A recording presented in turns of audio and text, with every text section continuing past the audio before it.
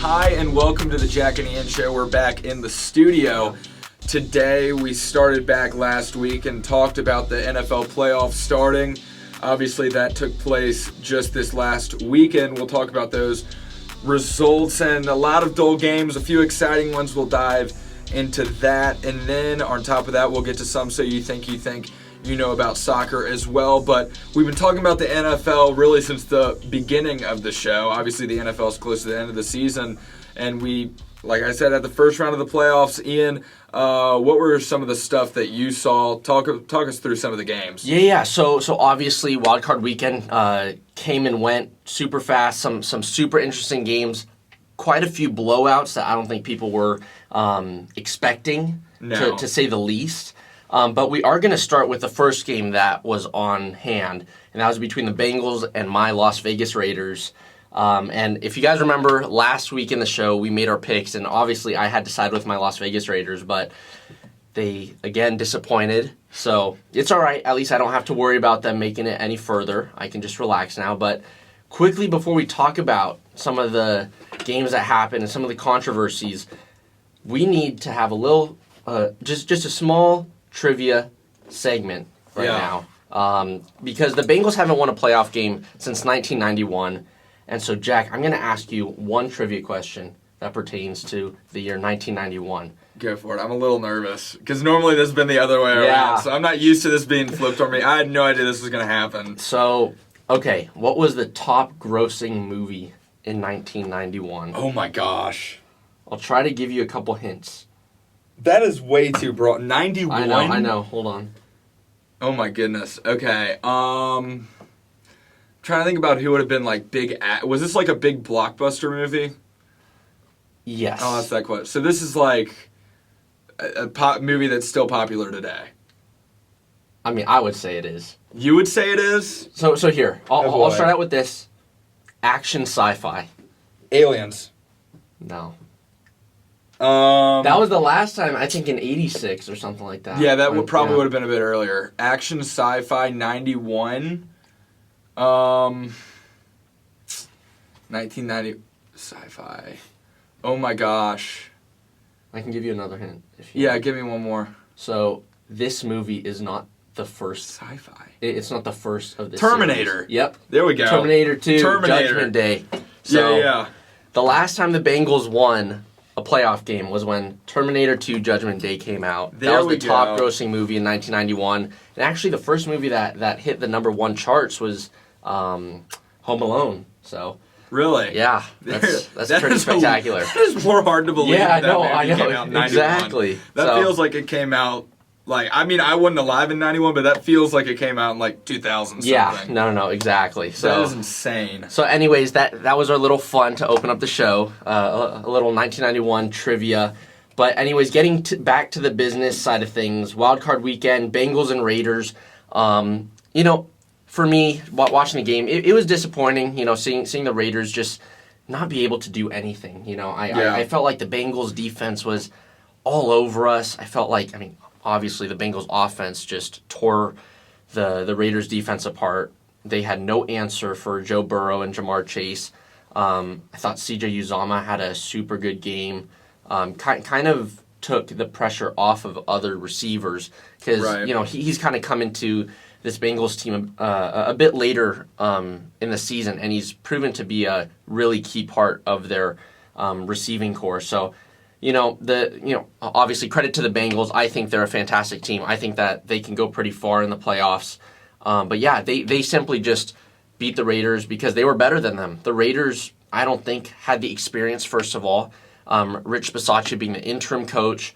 He hasn't. And you're talking about experience with the Cincinnati Bengals. No.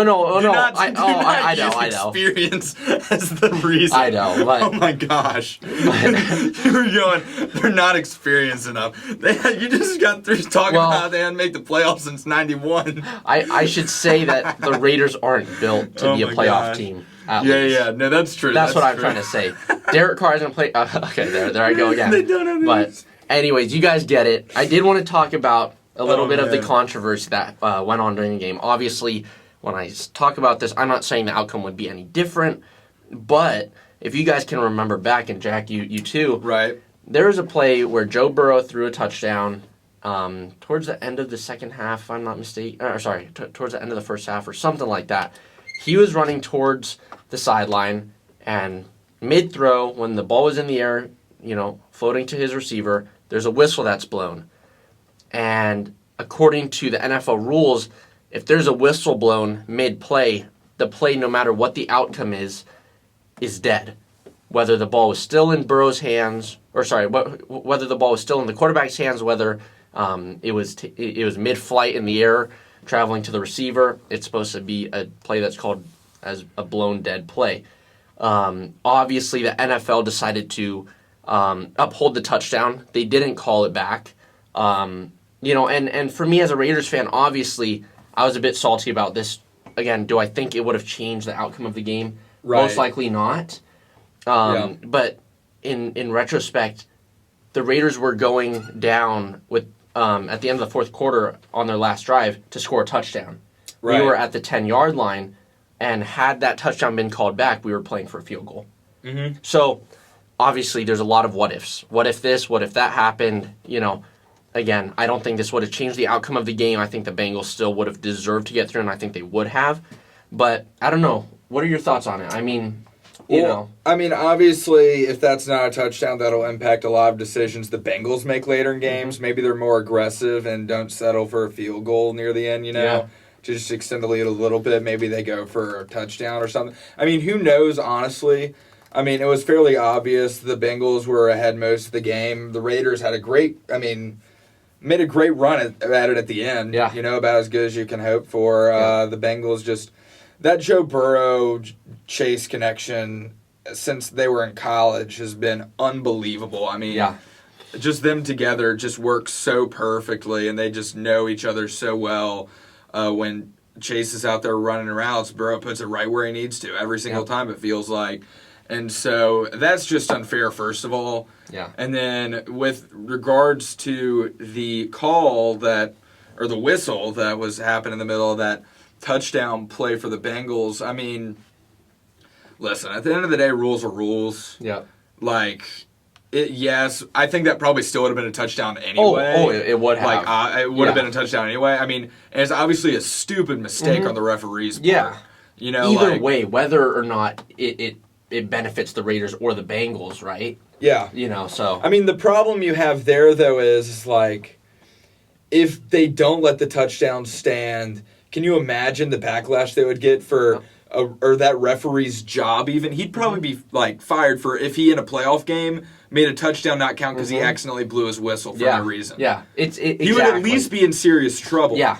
So, in a way, it feels like if I'm the referee, you don't really have a choice but to let this stand. Yep. Because you look like an idiot if you don't. No, exactly. Because that would be an absolute travesty. Yeah. If that touchdown got called back because of that whistle. Yep. Now, on the other hand, the rules are the rules. Right. So you're in a weird spot, and I feel like the referees. If I were the referee, I probably would have done the same thing. Is it fair? Absolutely not, because it's against the rules. But if we're being honest, it was going to be a touchdown anyway. Yeah. I feel like if it weren't, and the Raiders player kind of stopped playing a little bit, the guy that was in coverage, I forget who it was, but he still would have been open. Now, if he were right on him in coverage. Yeah. And that whistle blows, and you physically see him stop. He starts walking back towards the side, completely does something that you would not expect for someone to do in the middle of a play. Yeah. Then I would be okay, that should be pretty obvious. Called back and just replay the down, you know, because that would be ridiculous. Mm-hmm. But it was going to be obviously a touchdown anyway, and so they're listen, this is just a stupid thing. Mm-hmm. Obviously, it's against the rule. These are the rules, but. It came down to a judgment thing, and honestly, I kind of agree with them given what happened on the play. Yeah. No, I get that. But referees cannot be doing stuff like that, though. Yeah. Not in the playoffs, especially. Mm-hmm. Yeah, exactly. And again, it's stupid. It's a poor judgment call by the referee, whoever blew the whistle, to have even blown it in the first place. Because say you blow the whistle, and the outcome that happened, right? You have Raiders fans like myself saying, look, you play by the rules. If you blow the whistle, the play's dead. Say he blows the whistle. And then, oh shoot, I just forgot where I was going. I just lost my train of thought. That's fine. Anyways, listen, I mean, the bottom line is this, though, is the Bengals felt like they were the better team the whole time. Yeah. Now, if I were a Bengals fan, I would have cried when that game was over because they had not won a playoff game since '91. Yeah. So it has been a long battle for them.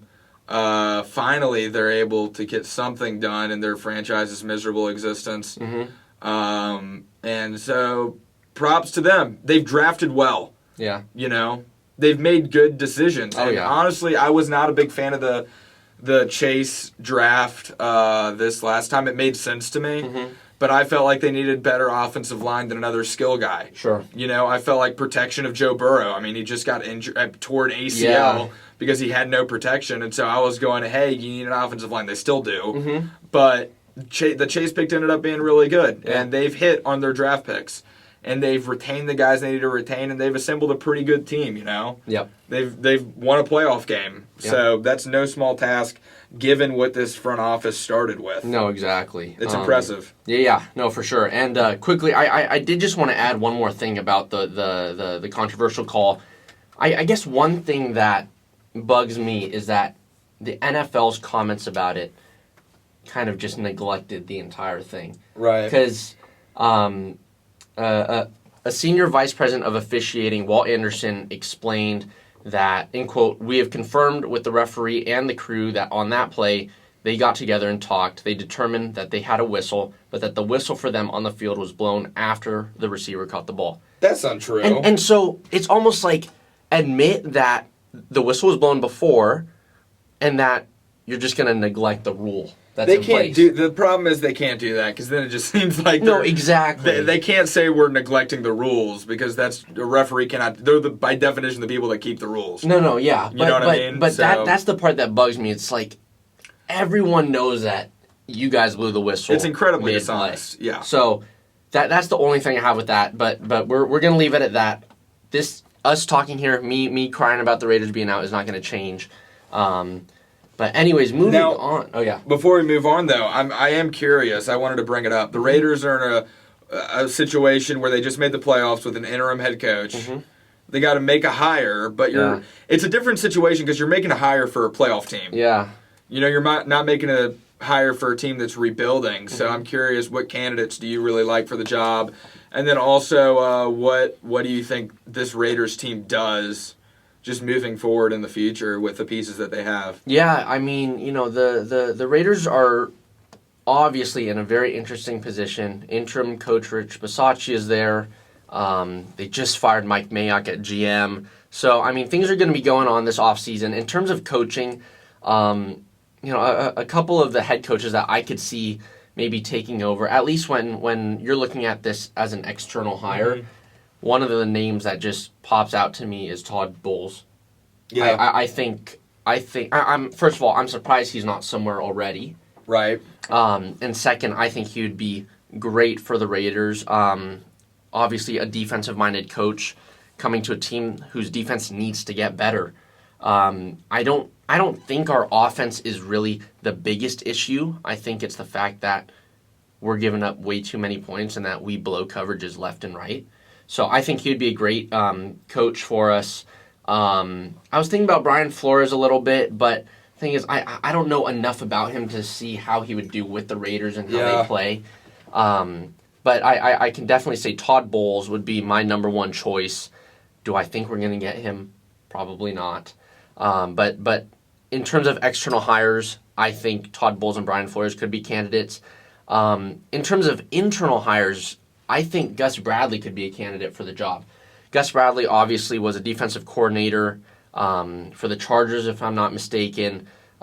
He's plagued us year after year with great defenses playing against the Raiders over the past, but now he's our defensive coordinator right now. So if Mark Davis, the Raiders owner, is looking to kind of save some money and just have an internal hire, I think he'd be a good shout. Right. Obviously, then you have to. I mean, he's pretty much going to take care of the defensive play calling as well. He's not just going to leave that to give it to someone else to do entirely. Right. But in terms of internal hires, he's someone that has experience.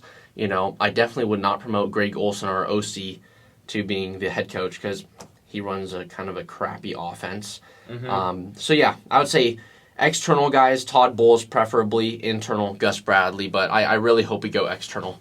Yeah. I really think we need to. And then in terms of where the Raiders are heading, I mean, it's going to be an interesting offseason because, Derek Carr is going to be entering his final season of his, I think, 5-year contract, $125 million It was a contract. big contract, too. And so, I think his position on the team could be in jeopardy. Now, I think his position on the team depends on whether or not you have an external or internal head coaching hire. I think if you have an external coaching hire, he's gone. Internal, I think he stays for another year. But either way, whether you have an external or internal hire at head coach, you have to look and say, do we try to get something for him before he just leaves as a free agent, right? Do you try to trade him, whether it's before the season or during the deadline, right? But he's obviously probably not going to go away at the deadline mid-season as a quarterback. So, I wouldn't bet against him being traded this offseason, but I don't think he will. I think he's going to stay as a quarterback. But that would make sense to me.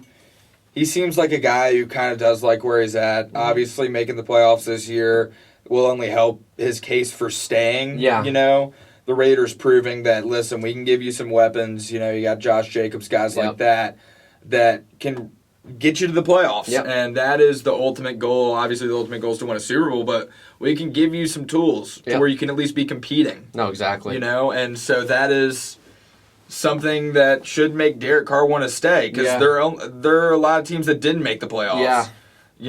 And even if he does go to some of those teams, they're still not making the playoffs. So I think if I were him, I honestly would want to stick around. Yeah. No, of course. So anyway, that was the first game of the weekend, and then that same day, the Bills just dismantled the Patriots. This game came down to inexperience. Unbelievable manner. Yeah. Yes, the Patriots got a rookie quarterback. So that's impressive, first off, that they got to playoffs with a rookie quarterback. Oh, yeah. That said, they also have Bill Belichick as their head coach. Mm-hmm. So the Bills, though, would not stop scoring. Yep. They scored every time. Every time. Yep. I don't think they punted at all. No.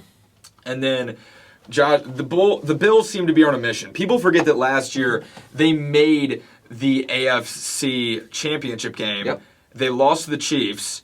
And then people forget, Stephon Diggs is out on the field watching. Yep. This is a Bills team that had an underwhelming regular season. They had last year time where they were kind of favorites to go to the Super Bowl. They lost. This is a Bills team that has underperformed for the last year or so, basically. Basically, the last 365 days they've underperformed. Yep. But now it seems like they're turning it on. Mm-hmm. It now seems like they've kind of just gone through the regular season. Now they're going, this game they lived up to their full potential. Yeah. This is as deadly as the Bills could get, and it is horrifying to see. Yeah. Because that New England Patriots team is no scrub team that they ran over. Especially their defense. No. No. And it is insanely impressive to me how good this Bills team is. Josh Allen's play was unbelievable. Yep. And now we got a rematch of the Bills-Chiefs. To be frank, I think the Bills are going to... I know we're going to get into predictions later. I'm just going to go ahead and say it. I think the Bills are on a mission now. Mm-hmm. Absolutely. I think the Chiefs can be a pretty hot and cold team. They're going to be feeling themselves after the Steelers, who are not a good team. We'll get to that game in a minute. But because the Chiefs are kind of falsely feeling themselves a little bit, feeling good about themselves because, they just beat up on a really crappy team. Yeah. The Bills just beat a good team, like a solid team, and they killed them. I think the Bills are going to beat the Chiefs by a decent bit, honestly. I think they're going to come out on a mission. And they seem determined to make it to the Super Bowl this year. No, totally. Again, I think the Bills are still a bit frustrated at what happened last year during the AFC Championship game. Obviously, they want to be in the Super Bowl. It's going to be a tough road getting there. Oh, absolutely. Having to get through the Chiefs in the divisional round. But honestly, I think there's one thing that I really admire about this Bills offense. in particular. And that's the fact that, last year, Stephon Diggs was at the helm of everything. He was everywhere, every single game. This year, not so much. This year you started seeing teams put their better DBs on him, their better cornerbacks on him, right? So he maybe wasn't getting all the targets in the world. He wasn't catching all the touchdowns possible. But one thing that I admire about this Bills offense is that they're not one-dimensional, you know? Similar to the Chiefs, right? Josh Allen can run. When you need Devin Singletary, he's not the best running back, but he will come through for you. In terms of their receiving core, Gabriel Davis sometimes comes into the mix. Dawson Knox has had himself a pretty solid season this year. So, I mean, you kind of look at it and say, well, look, Josh Allen hasn't been the best this year. Stephon Diggs hasn't been the best this year. But then you have guys coming in like Emmanuel Sanders, Isaiah McKenzie, Dawson Knox, and you're kind of like, okay, look, if option one's not there, well, option two for Josh Allen can be to run or to throw it to these other guys who are actually pretty solid and have shown this season that they're reliable. So they're becoming a very multi-dimensional team that's not just feeding one wide receiver in particular. So that's one thing I think that teams will have to look out for. Yeah, and that said, I mean, the success of the Bills in terms of how far they can go does rely basically on Josh Allen and what he can produce from game to game. Yep. Because he can have some monster games and he can have some games where he's off. Yeah. He has to have monster games every single night the rest of the way if they plan on making it to the Super Bowl. It's very possible because he is an explosive player and people often forget that. But he's, again, like you said, he hasn't had the best year. It's been pretty underwhelming, but I have faith in this Bills team because I think they're just on a mission right now, and I think they're out to prove something. Yeah. Because a lot of people have counted them out going into this playoffs. Yeah, no, exactly. But yeah, the Bills will have quite the task for themselves coming up this weekend when they play the Chiefs. But anyways, moving on now, we do want to talk about another game, and that was between the Cowboys and the San Francisco 49ers. I'll be completely honest, I didn't watch this game until the fourth quarter. Yeah. I had other stuff that I needed to do, and honestly, after the Raiders lost, I was pretty frustrated and didn't want to watch any football. But I did want to talk about how the Cowboys season essentially came to an end due to poor clock management and play calling. I mean, obviously everyone watching this must have seen the play, but Dak Prescott with 14 seconds left, they draw up a QB draw, runs for, say, about 30 yards, should have slid much sooner to save some time on the clock for a spike. But time ran out when they tried to get up to the line of scrimmage to spike it, and so Cowboys lost. But what were your thoughts on it? Because that was a pretty interesting and risky play call from Mike McCarthy. Yeah, well, first off, this is incredibly underwhelming if you are a Cowboy fan. You have a roster that is so incredibly chocked full of talent, like top to bottom, really. Dak Prescott's a good quarterback. He's a good quarterback, really good quarterback. You got two really good running backs in Tony Pollard and Ezekiel Elliott. You've got a bunch of weapons on the outside, CeeDee Lamb, Amari Cooper, and so on and so forth. We can keep talking about those guys. You got a solid offensive line. On top of that, you got Micah Parsons, who's an absolutely unbelievably good rookie linebacker who can get a lot of pressure off the edge, get you sacks. And then Diggs, obviously he got burned a lot, but he also had a bajillion interceptions this season. You had a talented roster. And that's they were one of the more talented rosters in the league by a long shot too. Yep. And to be a first round exit like this, when you had home field advantage, is incredibly disappointing if you are a Cowboy fan. I mean, it's just ridiculous. I mean, now we're going to get into Mike McCarthy here. Yeah. You gave him about as good of an NFL roster as you could possibly ask for. Yep. Sincerely, this is about as good as it's ever going to get in terms of talent on a roster. Mm-hmm. And he only could produce a first-round exit with it. Yep. Which is not that good. Yep. It isn't. And it comes down to how he manages games late. That was a big issue when he was in Green Bay. Yep. Was he could not handle games when it counted the most. Is when it came down to the last 5 minutes of the game, his clock management is not that great.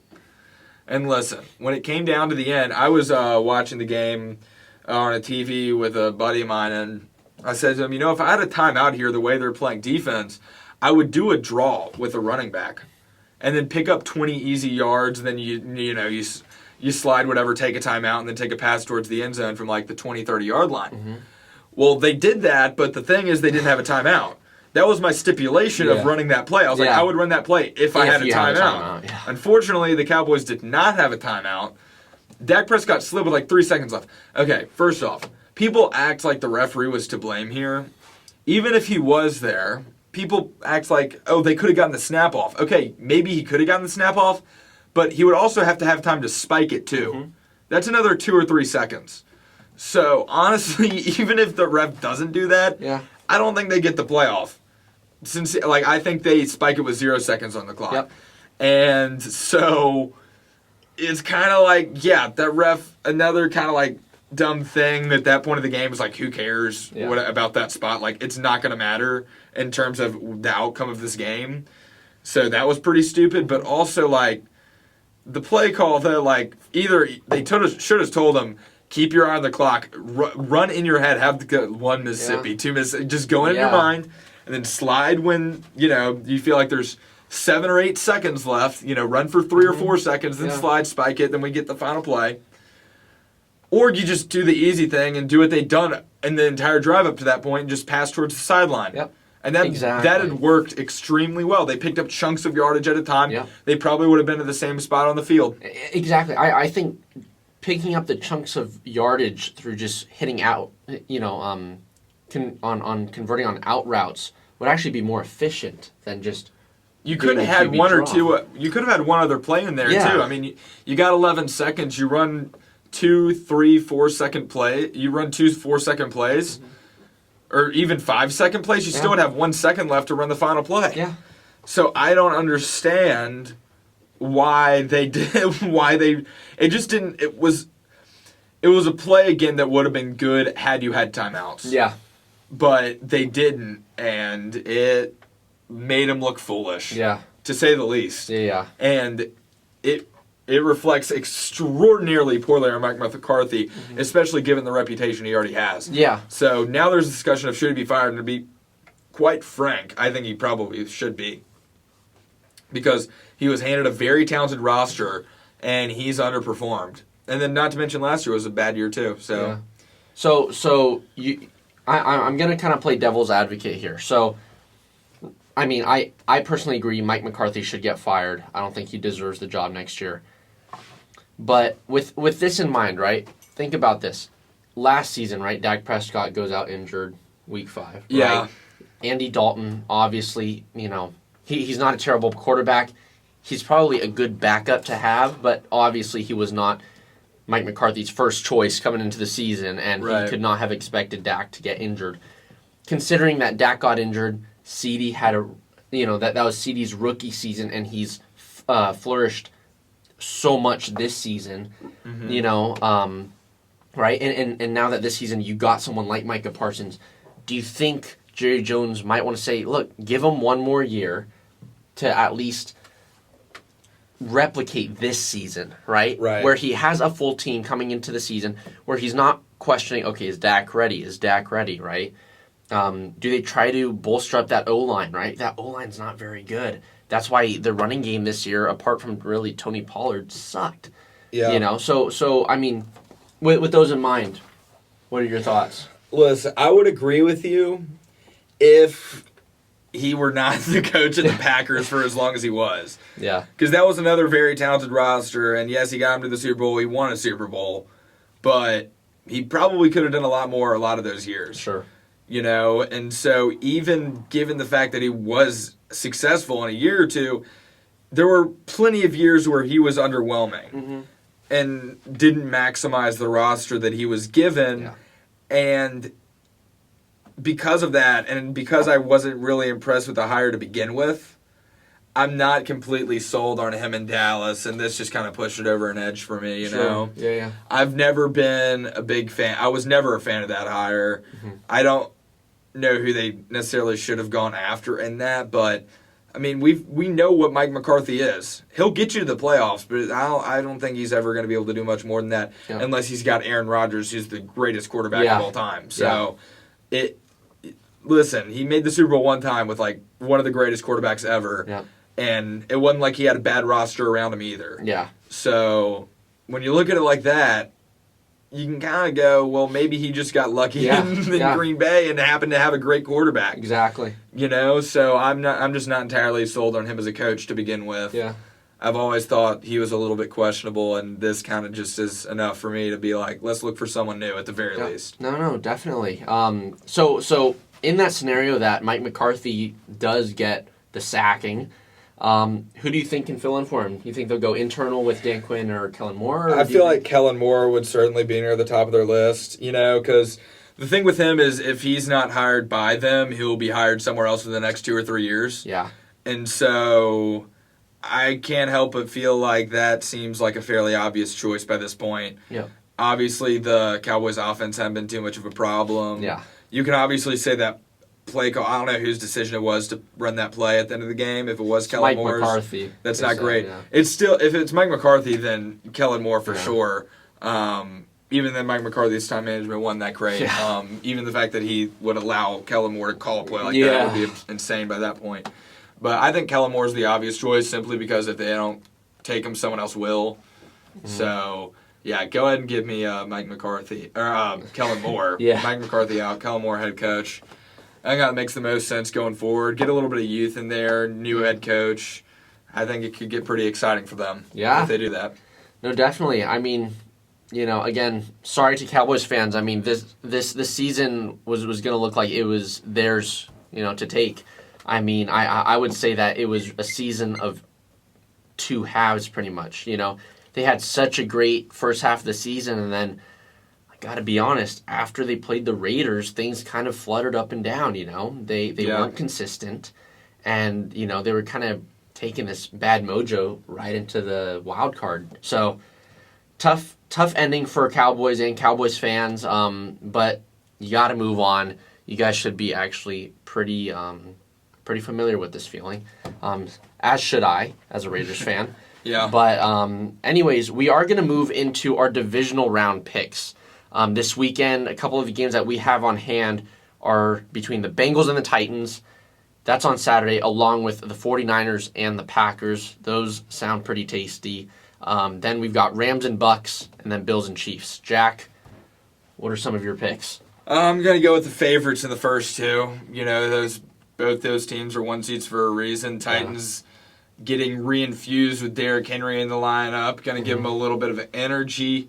Obviously, an elite running back, and I feel like they're just going to be too powerful. I feel like this should be a pretty high-scoring game, knowing both teams. Yeah.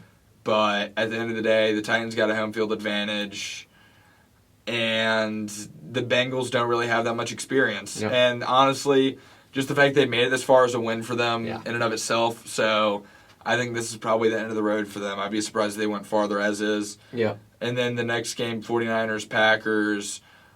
Yeah, the Packers have Aaron Rodgers. That's basically all I have to say about that one. So that's pretty much it. Yeah. I mean, I think you kind of hit the nail on the head there. I mean, to me, when I look at the Bengals and the Titans, I mean, I kind of look at the Titans and I say, you have a big name wide receiver in Julio Jones, but he hasn't really done anything this year. No, but it's the other guys. But it's the other guys, right? That's the thing. And I think that's one thing that the Titans have is depth and options. I completely agree with you, Jack, in saying that, look, I think the Bengals having made it this far is a huge achievement for them. And the thing is, this game's going to come down to experience. The Titans have been here before multiple times. Mm-hmm. The Bengals, maybe their inexperience is going to run out now. I mean, with a young quarterback like Joe Burrow, Jamar Chase, right? I mean, these guys haven't been tested in these types of conditions, if you will. So right. I think the Titans are definitely going to win. And then in terms of Packers and Niners, I mean, again, I don't watch a lot of NFC games just because I'm a Raiders fan. So, but I would have to say I think the Packers are going to beat up on the Niners just a little bit. Yeah, I don't know if they'll necessarily beat up on them. I think the 49ers are a well enough coached team, and they're pretty disciplined enough to where they're not going to, be played terribly or anything, but it's going to be in the cold. It's not something they're used to, that environment, and Aaron Rodgers has been there, done that. So it just makes too much sense for the Packers to win that one. Yeah. And then the next two games, Rams-Buccaneers, this is tough. Yeah. This is the one where I'm honestly pretty split. Oh, yeah? Because the Rams played incredibly well last night, being Monday night. They just disassembled the Cardinals. This is the Rams' year that they're really making the push for a Super Bowl. Yeah. They're really all in on this year with the moves for Von Miller, Odell Beckham Jr. We talked about it a bit last week, and how this is the season they're really hoping can be it for them. Yep. And so, and then Tampa, they're going to be missing. A lot of their depth that was there at the beginning of the season has dramatically thinned out. Yep.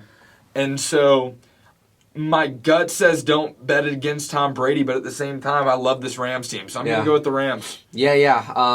I kind of agree with you there as well. I mean, I think the Rams are going to win, not because they're a better team per se, but because of the Bucs being so depleted. Yeah. I think if the Bucs are healthy, they win. If not healthy, if they have their guys from the start of the season, I think the Bucs win. But it's just, I mean, I'll be honest. I think the Bucs were very fortunate to match up against the Eagles. Had it been anyone else, I think the Bucs would have a really tough time going offensively. Obviously, their defense is still great, but Tom Brady can't do it on his own, and he can't just be targeting Mike Evans, especially Gronk's with old. Yeah, Gronk's old. Leonard Fournette's out still.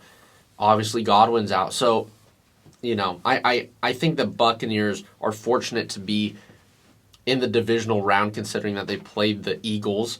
But yeah, I think the Rams are gonna beat the Bucs. I don't think this is gonna be a beatdown game, but I would definitely favor the not the Bucs, the Rams over the Bucs.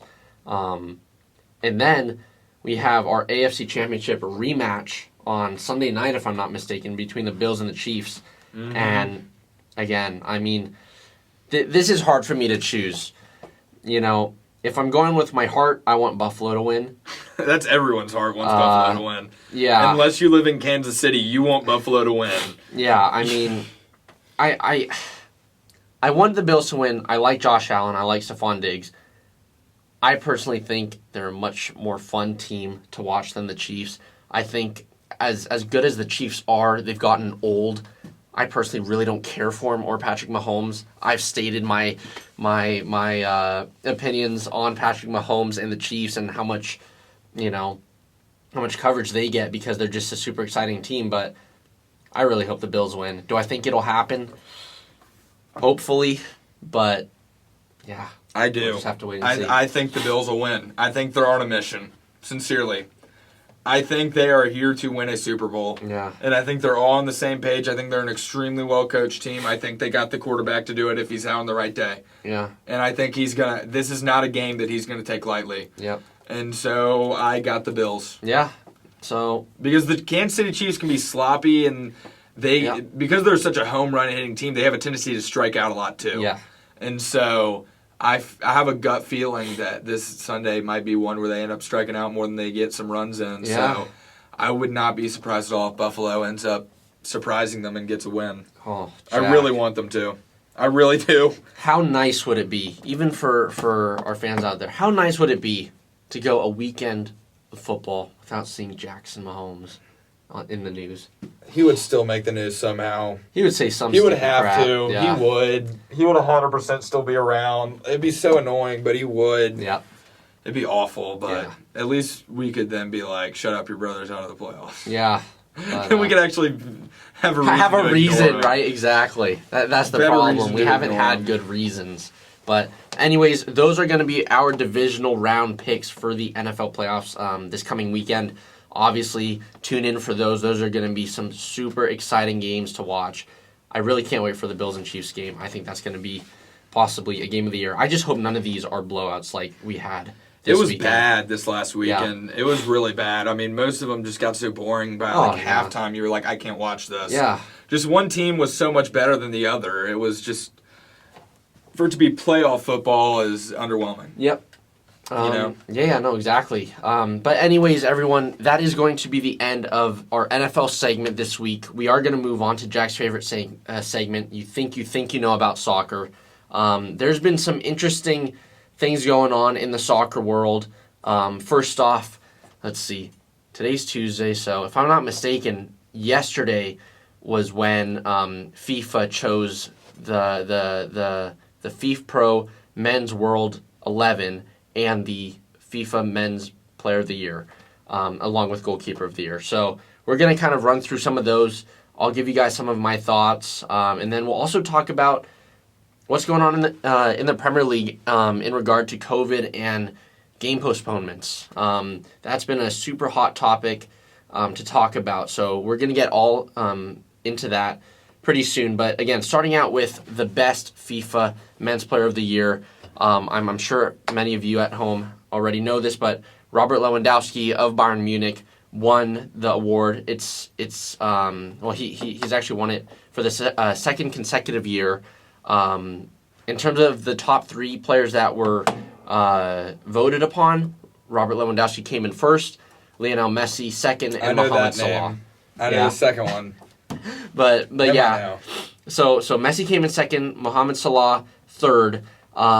I think I think the players that voted on this got it exactly right. To be honest, I don't even think Messi should really be in the top three. He hasn't had a great year at all when looking at things. Apart from winning the Copa America back in the summer, he really hasn't done much, So I would say it's more between Robert Lewandowski and Mohamed Salah, but I would still give it to Robert Lewandowski.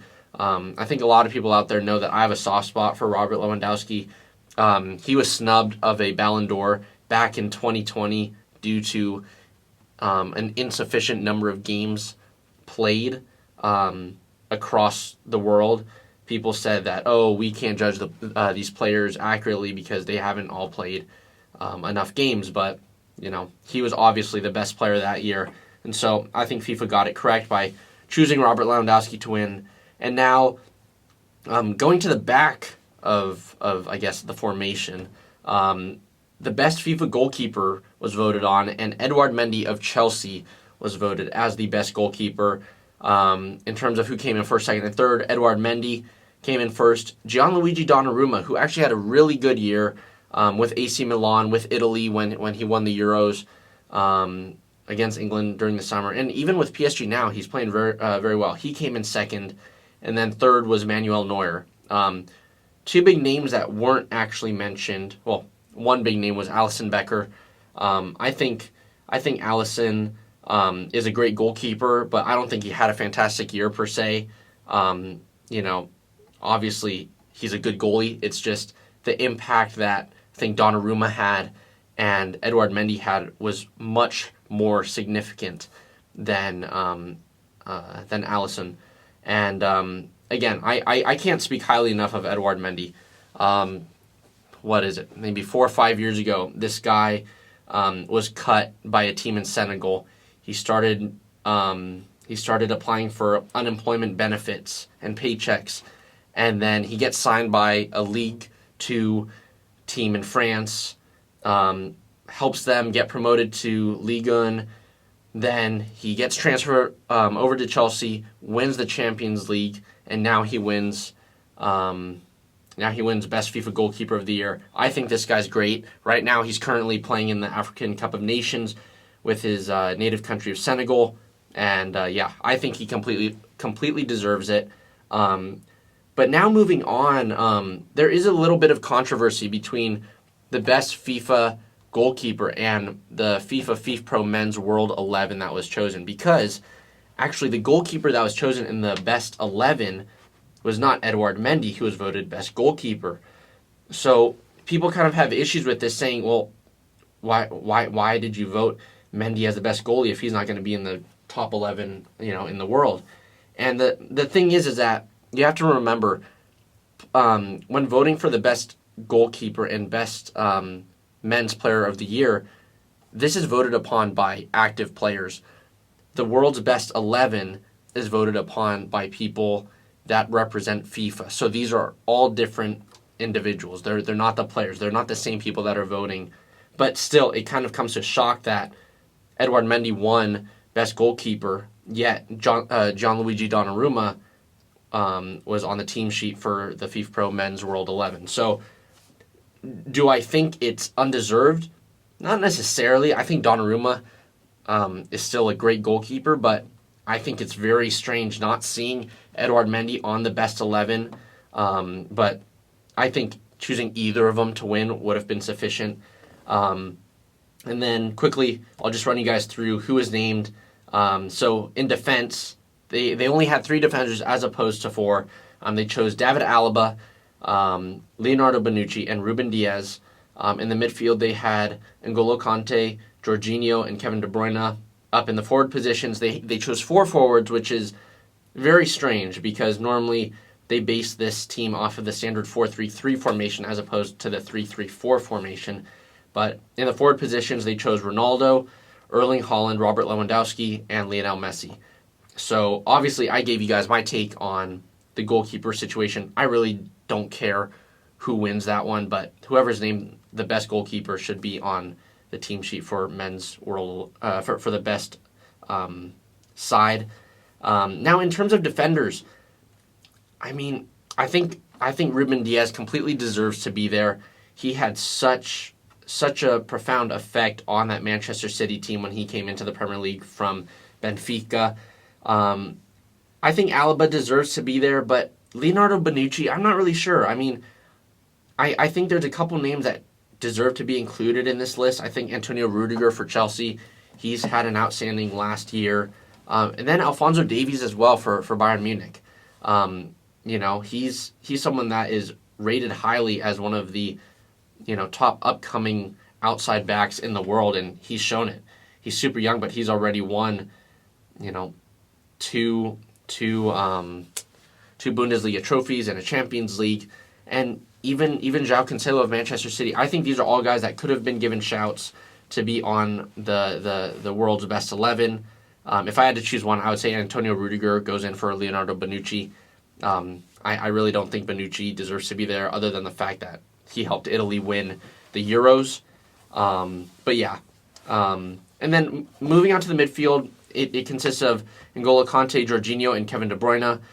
I'm not really sure about N'Golo Kante. I mean, I love the guy, but over the last year, he's been injured a lot. He's been in and out of the lineup. His performances haven't been the most spectacular, but then right when I say that, he has a fantastic game. He's a great box-to-box midfielder, so I can't really argue too much with this midfield. But there's 2 guys that I do think should be in the conversation, and that's Leon Goretzka of Bayern Munich and Luka Modric. I think both of these guys have been integral to their clubs. Obviously, Luka Modric, God, I don't even know how old he is. I mean, I think he's like 37 maybe, 36. Okay, he's 36. I mean, this guy is playing out of this world. He's still a box-to-box midfielder, and he's 36 years old. He's been great. And then Leon Goretzka as well. I think maybe I'm throwing his name in there just because he's more of one of the upcoming young midfielders. Obviously, he's been playing at this world-class level for the last 3-4 years, but it's just a matter of time before he gets that recognition. But I definitely think he deserves to be in the conversation. Then now when it comes to the forwards, I gotta be honest. I mean, it feels like sometimes that Ronaldo and Messi are just put into these teams just because of their name. Yeah. So I think Erling Haaland deserves to be there. I think Robert Lewandowski deserves to be there. I think 2 guys that also deserve to be there, and I would say probably over Messi and Ronaldo, is Kylian Mbappe of PSG and Karim Benzema of Real Madrid. In terms of what they've done this season, I think it's been much more than what Ronaldo has done for Juventus, Portugal, and Manchester United over the last year. And I think what Benzema has done with Real Madrid has definitely been more than what Messi has contributed to Barcelona and PSG. And again, I think Benzema is one of the most underrated forwards in the world right now. He's had 2 great seasons in a row. He's really starting. I mean, he's older. I think he's maybe 32. Okay, he's actually 34. So he's getting older, especially as a striker. So I think these are guys that maybe don't deserve to be named in the top 11, but definitely should deserve more credit and consideration, just because I think Ronaldo and Messi are just kind of automatic lock-ins just because of their name, just because of their brand, if you will. So those are my picks. But anyways, moving on now to the Premier League. They have postponed a ridiculous amount of games over the last month and a half. As you guys know, December is when the Premier League has its festive fixtures kind of time, when there's about 45 games in the span of 2 weeks, you know. So, but we didn't really get that this time around because of COVID and COVID cases, right? And trust me, I will be the first person to say you need to take certain precautions against COVID. It's important that players are still safe and things like that. But recently, the North London derby between Tottenham and Arsenal was postponed due to Arsenal complaining that, hey, we have a COVID case, a single COVID case, and our players are too tired and injured and we can't field a team. And the Premier League, for some reason, I don't know why, decided to postpone this game. And I think it goes back to the conversation that you and I have had many times where, not even just in soccer, but in any sport, where COVID cases need to start being seen as injuries and illnesses. Right. Right. We're past that point of saying, oh, COVID is affecting us. Obviously, it's affecting you, but it's affecting everyone else as well. So there's no reason why Arsenal, with 1 COVID case, should be like, hey, can we postpone this game? And the Premier League actually answering back and saying yes is ridiculous. Yeah, I agree. So that's been a huge issue. And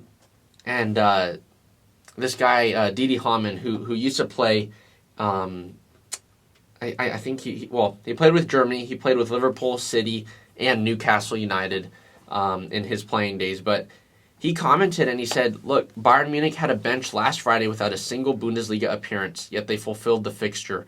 Premier League teams have squads up to 60 players and call games off on a weekly basis. What's the point of having these young academy players? And I think he's exactly right. Each professional team has an academy, and that academy is there as a farm system to develop local youth talent. So if we're going to have that and then say, well, our players are injured or we don't have enough players to field a team because of COVID, then why do we have these academies? And for Bayern Munich, again, just like Didi Hamann said, their entire bench had not had a single Bundesliga appearance. And so there's no reason why a team in the Premier League should have to say, oh, we have 1 COVID case and so we're going to postpone it. It's sad. I think now the Premier League has kind of set poor precedents going forward by making this decision, because this is a huge decision, saying that, 1 COVID case and it's postponed, whereas even in the past... That can't be true. Yeah. That cannot be true. But... That's true of no other professional sports league. Yeah. Like, no other people do that because they know how ridiculous it is, because they got to treat it like an injury or else nothing will ever get done again ever. Exactly. Yeah, and I mean, again, I hate to get super... I don't know what the word is here, but scientific. But look, one of these days, the coronavirus is going to become the next flu. Now, when there's a player out with the flu, do you cancel a game? Do you cancel a game because there's a common cold going around in December and you have 2 of your star players that are out sick and not feeling the best? Hell no. You go on with the game and you say, well, tough crap, we don't have our 2 main guys, but we're going to have to play through. And that's when you use your academy players. Same goes for the NFL, NBA, any sport you look at when you're playing with a team.